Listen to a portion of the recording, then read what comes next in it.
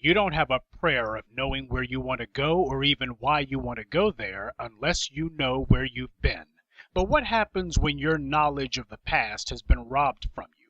And every time you gather the gumption to go inquiring into where you've been, you have these other forces that begin to attack you, deride you, who try to throw stumbling blocks in your way, who bombard you constantly with all sorts of mental attacks about how you shouldn't be asking that anyway. Meanwhile, these other people are constantly reveling in and constantly reminding the world to the point of wanting to vomit about where they've been, even though most of that is fiction.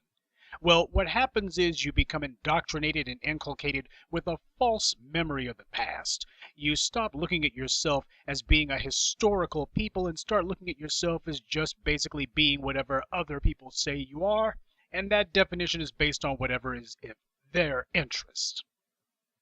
Now, what do you call someone who comes along and is bold enough, who has the courage, the guts, the mental fortitude, and the intellectual honesty to tell you the truth about where you've been, to actually dig into that past when everyone else is saying, oh, you should just be focusing on the here and now? That person says, no, we're going to go back as far back as is possible. What do you call that person? You call that person a prophet? You call that person a miracle worker? You call that person a grand master teacher. And today, the 1st of January, is always going to be celebrated among Africans with their heads on straight as Dr.John Henrik Clarke Day. This is the day that he was born on. And it makes sense, the first day of the year, even though it is the calendar according to a bunch of Europeans who didn't know that the year ought to begin in the spring, which traditionally is when it would begin, same way that the day would normally begin when the sun rises at 6. But it makes sense. The ancestors were talking, even with the world in the grip of these psychotics from the Caucasus Mountains. They decided that the beginning of their year would be heralded by the birth of the man who would help to usher in the end of the iron grip rule of white supremacy. A lot of you feel justified in saying that when we look around, we don't see a whole lot of heroes amongst us today. But you know what? We don't really need heroes because we have something a hell of a lot better. We have legends. And these legends actually existed. The lesson to be taken away from our Grandmaster teachers is that no one is going to tell our story except us. No one else is going to do the hard work of rebuilding and reclaiming what's been stolen from us except us. And you've got to be bold about it. You cannot show any timidity in the face of all of this anti-black aggression. When you walk into the room and say, here's where we've been and what we've done, they're going to try to assail you, to attack you. They need you to shut up. They need you to stand down. They need you to back down. Because the entire world order, based on what the Europeans and their Asian allies have done, has been based on running the African into the ground. An unholy alliance formed, where they're trying to close ranks against us, and the only way that we're going to beat back the pale and jaundiced hands of anti-black aggression is going to be with an iron fist that is uncompromising. They're not going to like it, and you have got to stop wondering about that. Dr. John Henrik Clarke didn't take any opinion polls about what other people thought about what he said. He just said it, and then he proved it. And he wasn't saying it for the sake of the Europeans. These guys were not the ones who would benefit from the truth. They hated the truth. They wanted to bury the truth they thought they had. He was saying it for the sake of his people, so that they would understand it, to reestablish the African standard of academics. There were universities in Africa long before the European even knew what a university was. So the tradition of excellence in scholarship is an African ideal. So it is the African who must be the champion of it once again. Stop expecting a pat on the back from white power. You should not be concerned with white power approving of anything. If they approve of it, that means it works in their interest, and their interests are diametrically opposed to yours. Stop thinking that they're going to discover religion. They won't. They try to co-opt everything that we do, and whatever they cannot co-opt, they try to destroy.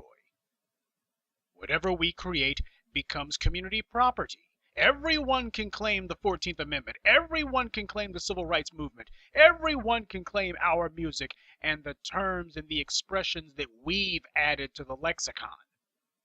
Everyone has cultural proprietorship except us. Everyone else can expect their culture to be uniquely theirs. They ought to expect that. That's the right and proper thing, except when we do it. When we draw boundaries and when we draw lines and tell everyone else that this is ours and no one else's, they get angry and indignant about it when we do it. You say the term culture vulture, you'll find that a lot of white supremacists get mad because they're terrified that you're talking about them. And we are. But we're also talking about the Asians and Hispanics who have been practicing the exact same anti-black racial chauvinism. I'm trying to be somewhat tactful with my wording. Both of these groups want to be white supremacist auxiliaries, except when white daddy starts slapping them around and reminding them of their place. Then all of a sudden, they decide if maybe there's some way that they can swing on our suffering and that they can appropriate our struggle just for rhetorical purposes, just to remind white supremacy, hey, you're starting to treat us like these Negroes, remember? We're on the same team as you, remember? They're part of the forces that we're struggling against. And we need not pull our punches about that. We need not be bashful about saying that white supremacy is not the only enemy that we are facing. Dr. John Henrik Clarke taught you and retaught you and taught you again that we have no friends. He didn't say we have no friends among the Caucasians. He said we have no friends, period. And while it disgusts us that everyone thinks they have a right to what is ours, it shouldn't come as a surprise. Under white supremacy with its Asian and Hispanic allies, a black man has no rights that anyone is bound to respect. The first right of every human being is the right to personal sovereignty. That you can set the boundaries of your own existence. No one but you should set those boundaries. Your good white liberal pals have no problem respecting everyone else's boundaries until they come around to you. Then all of a sudden you're some sort of exception. Everything they have, they stole from us. Our rise is white supremacy's fall, and they don't have a plan B.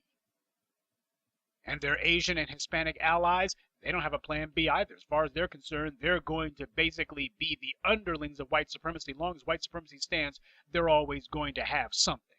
And if the African rises, they're looking and going, well, what happens to us? Well, what happens to you is not our concern. You may not think much about the utter lack of resources that Europe has, but the European thinks about it every single day. He's obsessed with it. They know they're living on borrowed time and off of stolen land and resources. Time that they stole from us, land and resources that they've stolen from us. And they won't peacefully coexist because they don't have anything to trade. In order for peaceful coexistence to happen, you have to balance the taken with the given. But the Europeans never had anything to give. They tell lies about their history. When they started going to Asia, they started talking about that these European vagabonds wandering into Asia, the dregs of Europe wandering into Asia, here they are engaging in trade. They didn't have anything to trade with the Asians. Same thing with the Native Americans. You show up with a couple of beads and some alcohol. That's not trade, stupid. But that's how the European portrays it, because he can't say these guys came out of here with their freaking pockets turned out, nothing to give. They don't tell it that way. They make it seem as if the beads that they brought somehow, or that the meaningless trinkets that they brought from Europe, not even made very skillfully, as if somehow we were engaging in trades. Let me get this straight. These other people got resources. These other people have land. These other people have produce. You sit here and bring a couple of shop-worn trinkets and you call that trade. Only under white supremacy. What they call culture, that's nothing more than the few barbaric practices they picked up from the Romans, and the rest is undeniably what they have copied and in most cases stolen from us. So peaceful coexistence, that's going to be a non-starter. We know who we are. But too many of us are in denial about it. That's understandable. We've been conditioned to be in denial. But once a man has the guts to stand up, step forward and tell the truth about it, and you decide you're going to call yourself either being sheepish and, oh, don't talk too loud now, or you've decided, tell him to sit down. I got this dream that I'm going to be part of these good white folks over here, and you're taking that away from me. You're telling me I can't have it, and I won't stand for it. No, we are supposed to revere and love our heroes. In a world this evil, when a man has the guts, the moral courage to stand up and say, no, it's a pack of lies and I'm calling them out, that man is supposed to be one of our icons. That is a man that you give the highest honor to. But the post-traumatic slave disorder is alive and well, and so many of us are trying not to offend white power, either white power on the left or white power on the right. You got your right-wing white supremacists and the left-wing white supremacists, and too many black folks are trying to figure out which one of them can we convert to our buddies. You know that your would-be white liberal pal is no less racist than David Duke, because you can't talk the way that Dr.John, Henrik, Clarke did around these good white liberals. They'll be the first ones to tell you you're being too strident. First ones to tell you, oh, you just hate all white folks, don't you? And you keep hoping that maybe, just maybe, they're going to be on your side.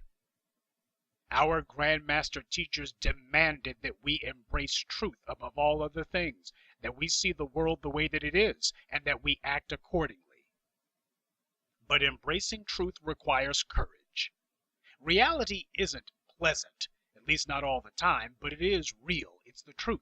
And no matter how occasionally unpleasant, once you know the truth, you now have a standard firm basis for which you can start to make real change in the real world. Hiding in delusions and denials, that changes absolutely nothing. As long as you keep trying to deny what you know to be the truth, you're a fool and you'll never be free, and you don't deserve to be. Think for yourself, know the world for yourself, and stop repeating what white power tells you to say. If you are indeed your own man or your own woman, if you are indeed your own African and not a slave, then whenever you open your mouth, I shouldn't be hearing white supremacy's talking point and ideology coming out of it. I should be hearing your own.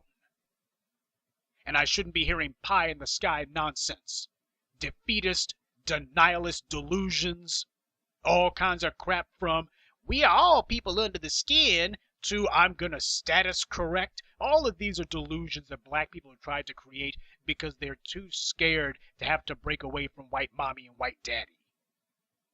You're trying to imagine that you have friends when a man who had the guts and the courage to tell you you have no friends came along and you dare to desecrate that. We've had some folks who apparently thought that they were going to be comedians, and they found out the hard way from me that when it comes to our grandmaster teachers, I have zero tolerance for any sort of disrespect. You had clowns like Mark Lamont, you big dummy Hill, and another person whose name I shall never say, but you know this clown. She's had some issues.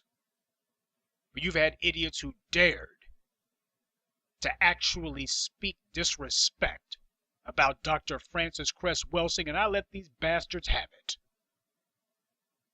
You know, under white power, you call yourself going after their icons, they're going to let you know about it. George Washington was a slave owner. Thomas Jefferson was a slave owner.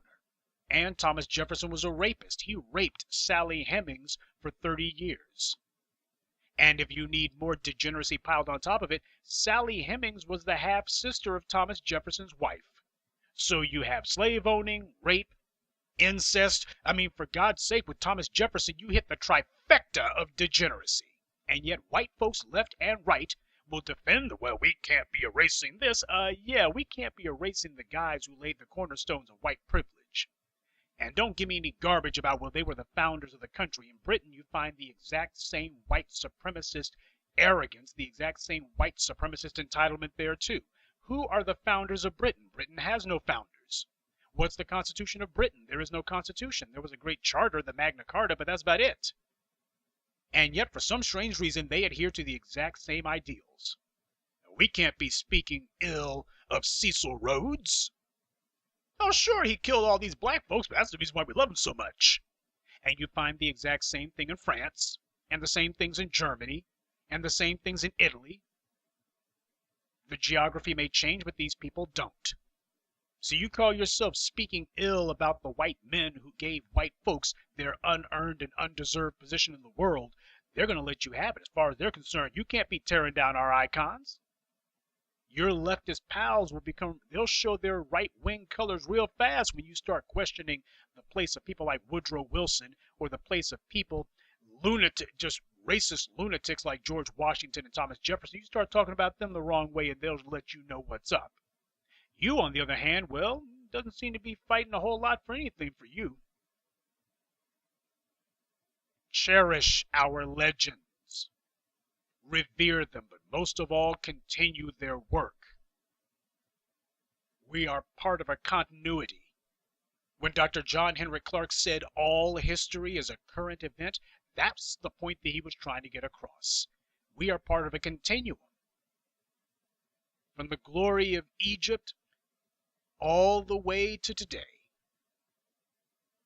Doesn't matter if you were talking about King Narmer or talking about Dr. John Henrik Clarke or talking about Professor Black Truth. We are all part of a continuum.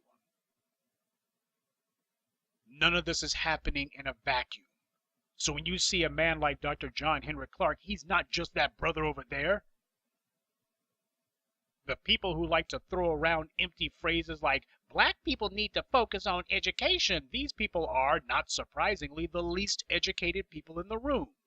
They don't have anyone who they cherish. They have no icons. That's because these guys are a whole bunch of self-important chumps. These people haven't learned anything, and they're dang sure not going to teach you anything. A few of them, very few, may have read one or two books, but it's obvious that they didn't learn anything from them, and what they consider to be important, usually themselves, bears absolutely no resemblance to what we know to be important. And we must make sure that the right priorities and ideals are at the core of a re-empowered and reinvigorated African people. To reestablish a truly African value system requires that we know what is in our interest, who is working in our interest, and that we hold fast to that, and that we be uncompromising about it. Our value system of a necessity must be perfect. And when I say perfect, that doesn't mean divine or sublime. I mean perfect in the true sense of the term. Complete. You can't add anything to it and you can't take anything away. That's the reason why I was talking about institutions. Institutions are the guardians of ideas. They are the ones who preserve and promote ideas, and they don't allow everybody to be running in and we're going to make changes to it. It's been said that power is the ability to define yourself and to define others in such a way that your definition becomes theirs. Now, the first part of that definition of power is that you define yourself. That's what comes first. You got to know who you are, and you got to stand on it. And you also got to have enough resources and enough strength of character and personal force of will that other people are not going to be imprinting their definition onto you. As long as you keep insisting on getting your sense of self from other people, as long as you're looking over your shoulder all the time to make sure that everybody else approves of you, then you don't have power because you're not defining yourself. At best, all you are is a codependent with delusions of adequacy. You won't be able to define anyone else.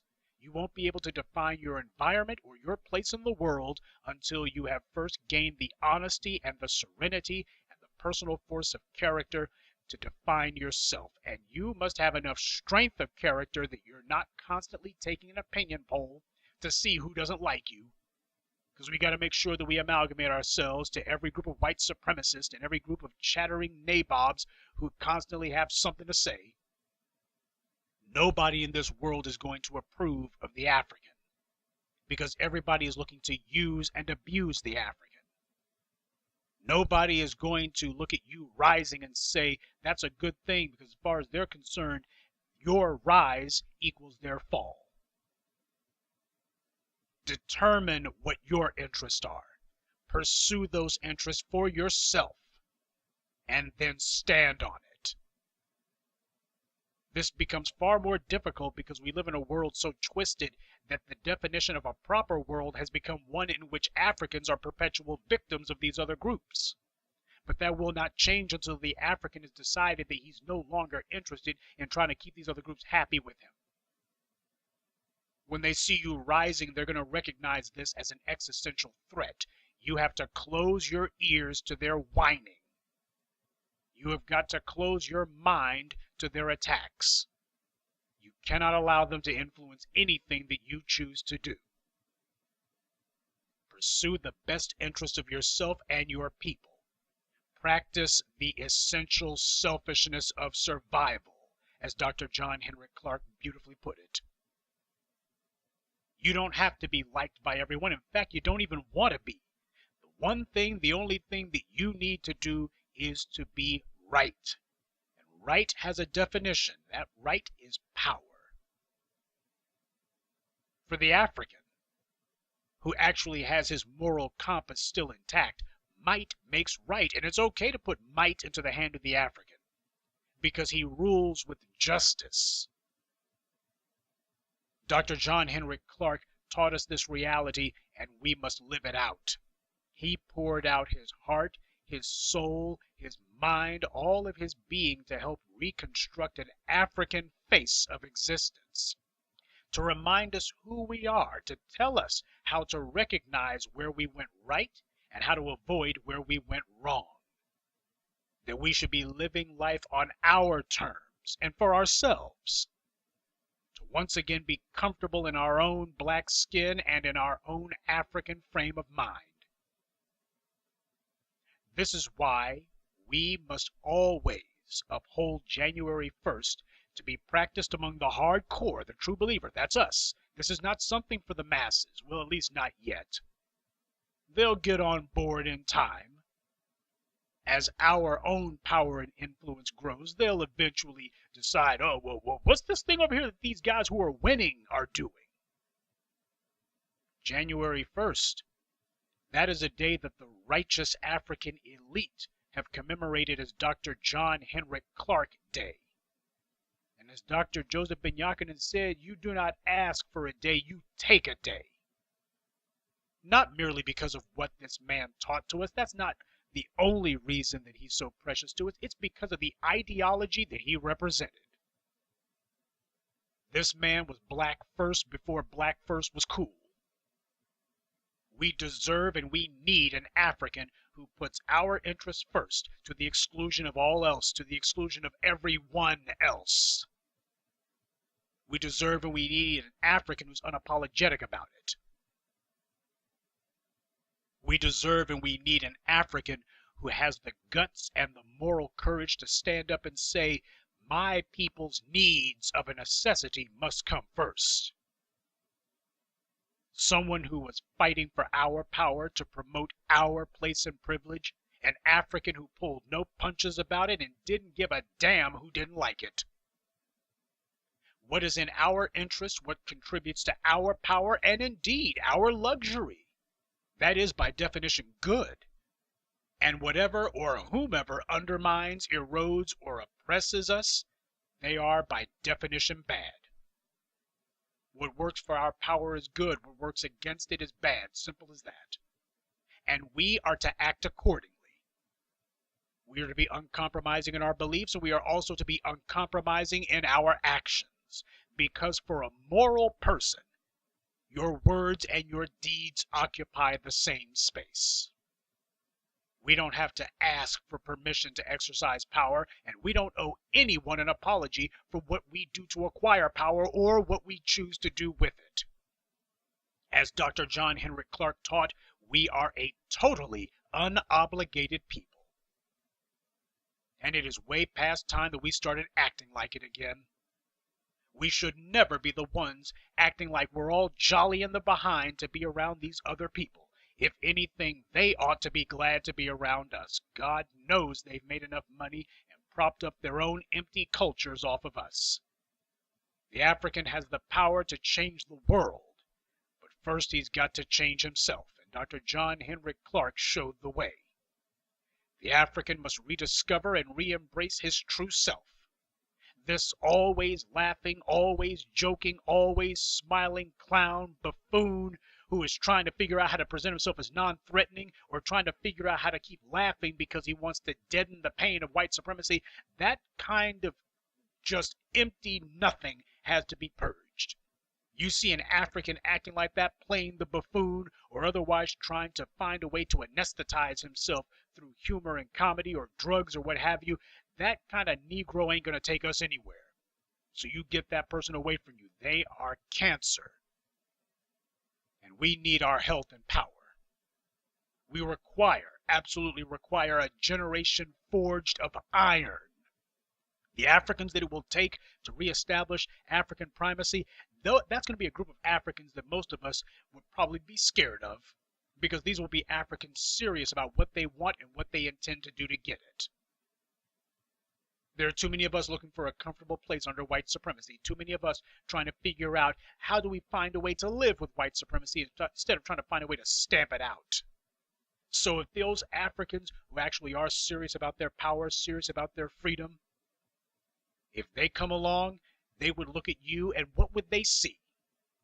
Would they see beloved ancestors who actually stood for something, or would they see a bunch of trifling, good-for-nothing Sambos who were trying to catch up on the latest episode of Love and Hip Hop?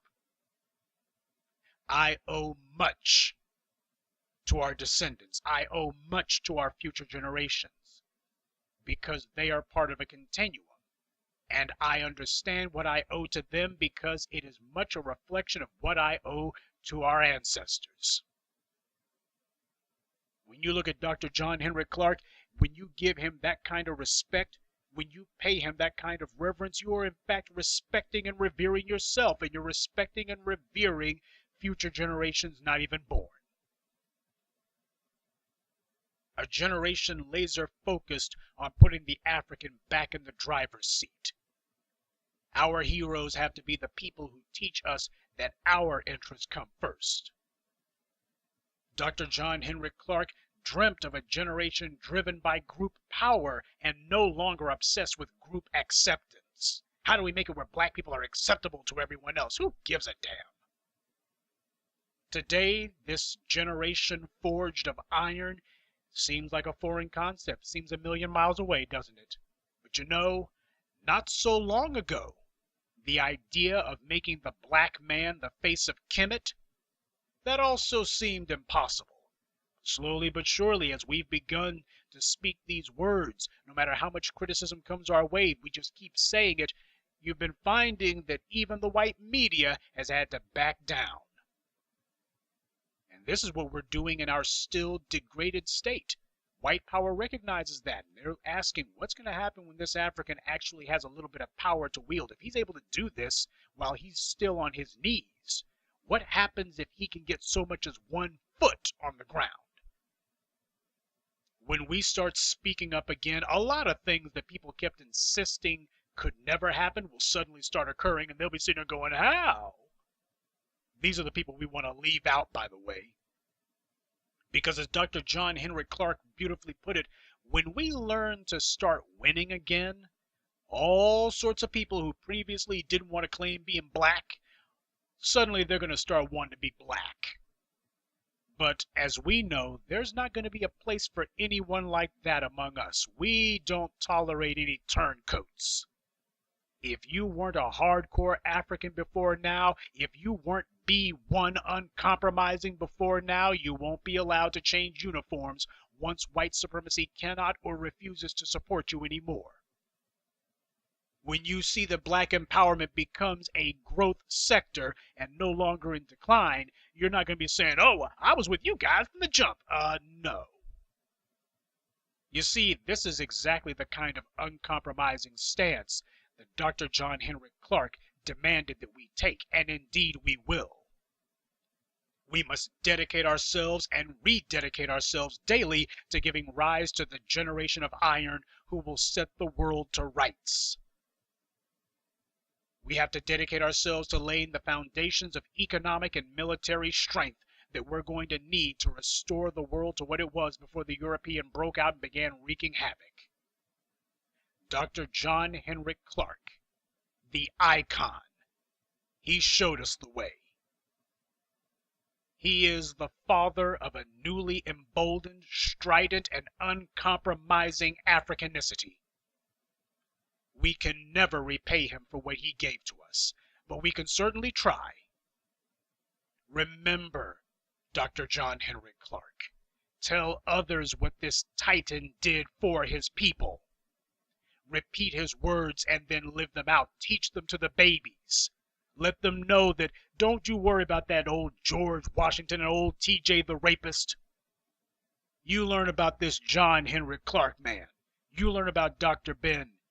You learn about Francis Cress Welsing and Ivan Van Sertima and Chancellor Williams, and I'll be here till 5 in the morning listing them all. This is what you learn about. You don't learn about how you can make yourself more useful to white power. You learn about how you're going to bring white power down, crush it to less than dust. And what's going to be restored is going to be the glorious edifice of African excellence. You dedicate yourself to that. That's what you teach to the babies. The European, there was a time on this planet when there was no European. And I think we can all be intellectually honest enough to say that surely, at the rate things are going, there's going to be a day when the European is no longer around because his behavior, his culture, everything that he does is suicidal. So since he's on the path of self-destruction, well, character is destiny after all. Our job is to make sure that when he finally blinks out into oblivion that we don't follow him. That's why we're going in the opposite direction. Whichever way he's going, good, let him go that way. That way I know which way not to go. If he says red, you better say black. And you don't need to apologize for that. The African frame of mind is the right frame of mind. And we have to thank Dr. John Henrik Clarke for standing on that and teaching us how to stand on that. You need to learn from the man's works, from his books, from his lectures, from those who knew him best. Don't make it where the only thing you know about Dr. John Henrik Clarke is his now iconic, his absolutely essential quote, "I only debate my equals, all others I teach." Dr. John Henrik Clarke was simply putting a white supremacist in his place. That's a nice quote to know, but as Dr. Ben said, it doesn't mean a whole lot if all you know how to say is Hotep and you don't know what comes after that. So you make sure that if you take enough pride in Dr. Clarke where you like the fact that he puts the smack down on a white supremacist, then you owe it to yourself to learn about everything else that the man said and taught and did. January 1st is now and forever Dr. John Henrik Clarke Day.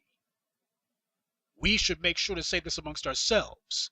And don't wait for Professor Black Truth to be the one who brings it up first. You, all of us, are supposed to be engaged in this culture of revering and holding up our icons as perpetual minders every day of the year, just perpetually reminding us over and over again that this is what African excellence means. A man like Dr. John Henrik Clarke doesn't come along once in a lifetime. A man like this, he only comes along once.